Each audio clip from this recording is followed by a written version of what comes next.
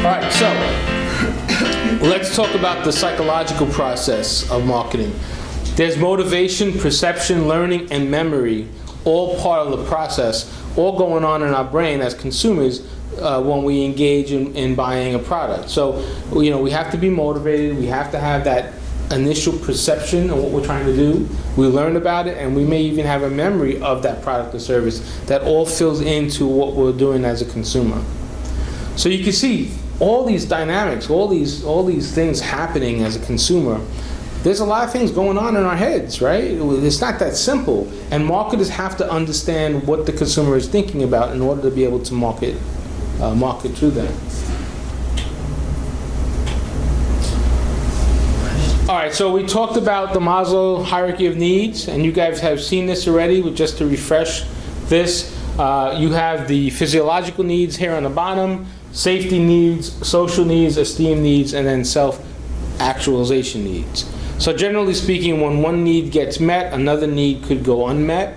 So you have that reverse reaction there as well. But everything that's out there now has to fall into this Maslow hierarchy of needs because this is what we're always looking for. And generally speaking, you can find any product or any service and it's going to dump into one of these needs buckets here, right? Depends on what it is. All right, then after all the reality and all the communication, right, there's perception. Perception is, it might not even be true sometimes. It's just what we perceive to be. And there's different types of perception. There's selective attention, selective retention, selective distortion, and subliminal perception. So you could pay attention to only what you want to pay attention to. You could retain only what you want to retain. You could distort what you want to distort. And then you already have a perception of something that you can't change your mind. Excellent. So you have all these opportunities as a marketer to try to understand in the consumer's head what we need to do and how do we get around that. So it could be a tough battle sometimes, but you have to understand that. All right, this is an important piece of understanding the consumer. This is what we call the consumer buying process. The consumer buying process basically has 5 stages. And this process really you'll find this process in nearly everything we buy. It could be a bag of potato chips, and I'll give you an example. It could be a car, it could be a house, it could be a TV. So what's the process? The first thing we have to do as a consumer in this buying process, understand that we have a problem, right? Problem recognition. I have something, I need something, I have to solve this problem. Make sense?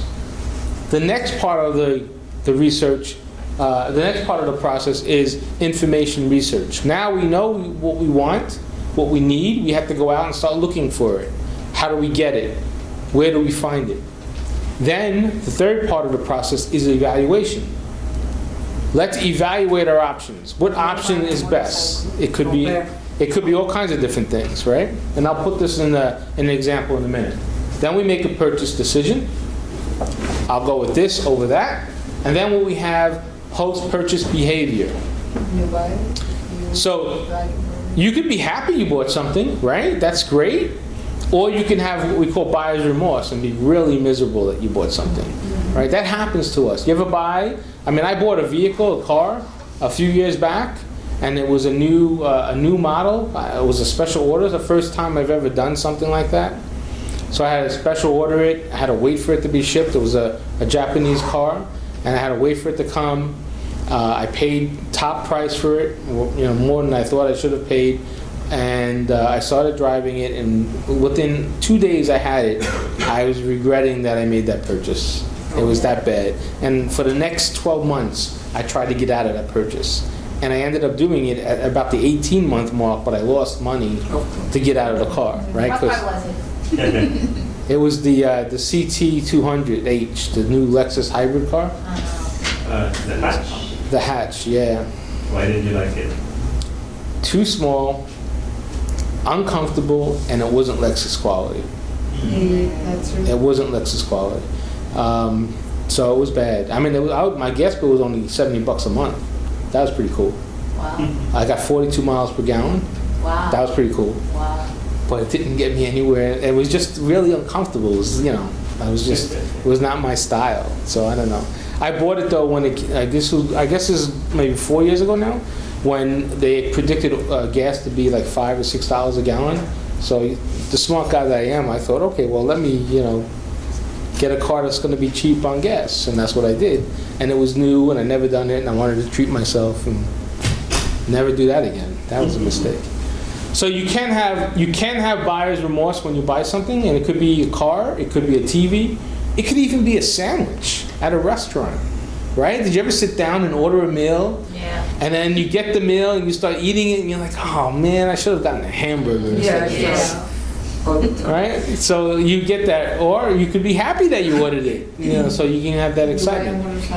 So, which, that one or the other? A motorcycle? Safely, if it's not, yes. Yeah. That's- Do you ride a motorcycle? Yeah. You do? Oh, okay. I'm thinking about it. We'll see. I don't know. It's not safe. It's not safe. No, I know. Well, when I lived in China,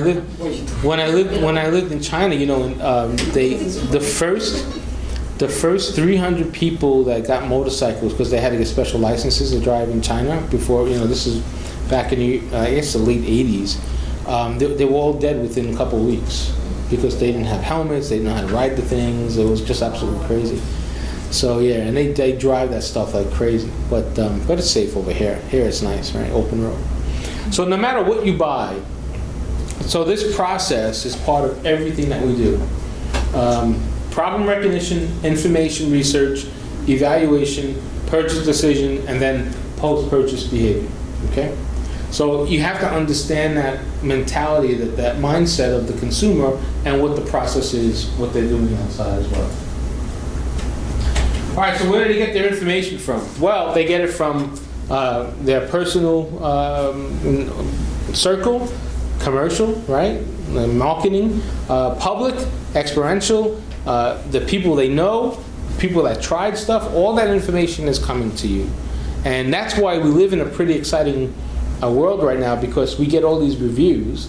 I mean, let's think about this for a second. You're gonna go to a hotel and you check the rates first, right? After you check the rates and it's within budget, you're gonna check the reviews.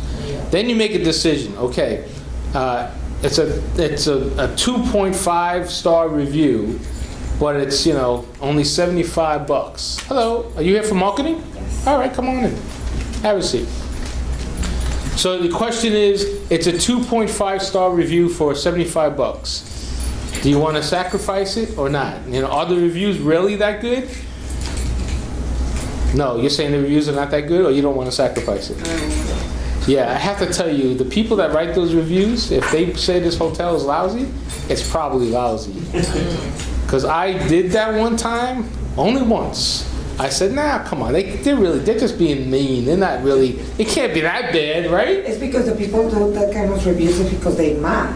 Oh, yeah, that's what I'm saying, right? And I understand. Somebody that is okay, they're not gonna waste time doing it. No, people today, if they like it, they put stuff on there that's good. Yeah, you see that. But I'm thinking to myself, come on, a hotel can't really be that bad, right? And still be in business? Yeah. It's that bad. It depends. It's that bad. That's a market. Yeah, it's For that the bad. So, so my only advice for you to take away on that is if a hotel has 2 stars and it's $50, it's within budget, but it's 2 stars, you may want to up your budget to $75. That's all I got to tell you. That extra $25 could be the difference between, waking up To the worst. 5 times a night or going to sleep. All right. So we covered a lot of information so far. On consumers, we looked at who the consumers are, right? What their classes are, what their demographic could be, their reference groups, their affinity groups. All these are important things to know about the consumer. We even looked at how the consumer thinks a little bit. That's important to know.